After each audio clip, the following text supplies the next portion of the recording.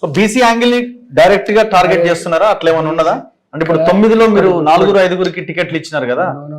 ఇది పార్లమెంట్ ఎన్నికలు, ఇది నరేంద్ర మోడీ గారి 10 సంవత్సరాల పరిపాలన చూసిన తర్వాత వేసే ఎన్నికలు. ఇక్కడ ఈ బీసీ ఫ్యాక్టర్లు ఇంకో ఫ్యాక్టర్ అంటే కూడా మొట్టమొదటి పనిచేసే ఫ్యాక్టర్ నరేంద్ర మోడీ గారి 10 సంవత్సరాల తన పారదర్శక పరిపాలన మీద కావచ్చు, లేకపోతే ఒక్క స్కామ్ లేకుండా దేశ ప్రతిష్టని గొప్పగా నిలిపిన సందర్భం కావచ్చు. కరోనా కష్టకాలంలో ప్రపంచంలోనే అనేక దేశాల అధినేతలు ఏడ్చిండ్రు, కానీ ఇక్కడ ప్రధానమంత్రి కన్నీళ్ళు పెట్టలే. ఇక్కడ ప్రధానమంత్రి ధైర్యాన్ని ఇచ్చిండు, ఇక్కడ ప్రధానమంత్రి అన్నం పెట్టిండు, ఇక్కడ ప్రజానికనికే కాకుండా ప్రపంచానికి వ్యాక్సిన్ అందించి కరోనాను ఎదుర్కొనేటువంటి ప్రయత్నం. సో మీతో పాటు టికెట్ రాని వాళ్ళు, టికెట్ ఆశించిన వాళ్ళు భవిష్యత్ కార్యాచరణ ప్రకటించబోతున్నామని చెప్తున్నారు.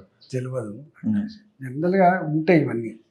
అంటే ఆశించిన వాళ్ళు రాకపోతే బాధపడే సందర్భాలు ఉంటాయి, కొంత నెగిటివ్ మాట్లాడే సందర్భాలు ఉంటాయి, కానీ అంతిమంగా పార్టీకి సపోర్ట్ చేసినట్టు అక్కడే ఉంటాయి.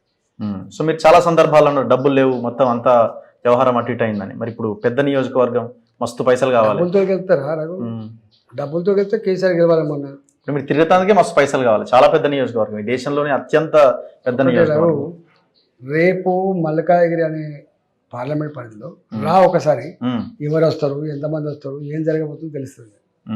సో ఈసారన్నా అందరూ కలిసి పనిచేస్తారా సార్? మీ ఒక నియోజకవర్గంలో మా కులపోలు ఉన్నారని వాళ్ళని ఇన్ఫ్లుయెన్స్ చేసి ఇంకొక నాయకుడు, ఆయన నియోజకవర్గంలో మా కులపోలు ఉన్నారని ఇటువైపు నాయకులు, ఇట్లాంటి వ్యవహారం ఉంటుందా? ఈసారన్నా కలిసి పనిచేసి మీరు ముందుకెళ్లే అవకాశం ఉంటుందా?